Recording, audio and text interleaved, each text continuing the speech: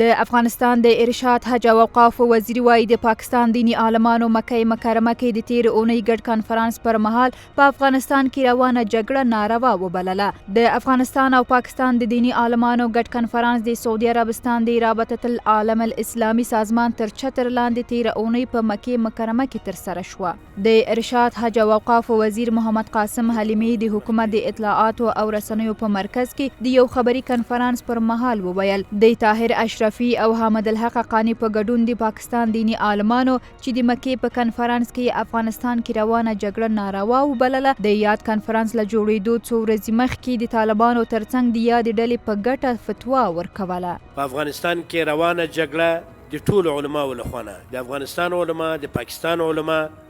او د سعودي له طرف نه د رابطې عالم اسلامي د مشر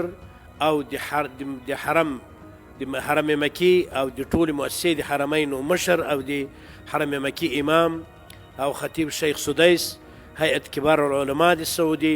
او مختلفو نهادونو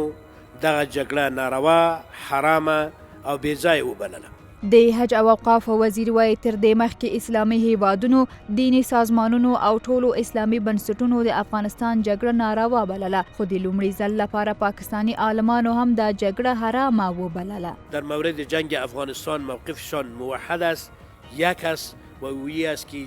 جنگ نارواست و جنگ به خاطر قدرت است، نه به خاطر اعلای کلمت الله. د افغانستان د علماو سراسري شورا مشر په دې خبري کنفرانس کې د هیواد په کچه له ټولو دینی عالمانو غوښتنه وکړه چې ټول د شورا ترڅنګ ودرېږي او په هیواد کې د سولې ټینګېدو لپاره ګټورې مشورې ورکړي. خپلو علماو نه یو ځل بیا هم دا هیله کوم چې زموږ سره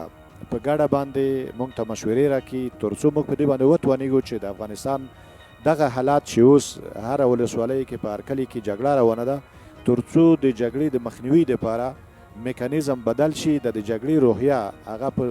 مذاکراتو، په ډایلوګ او په خبرو باندې بدله کړو. د دې وخت او فرصت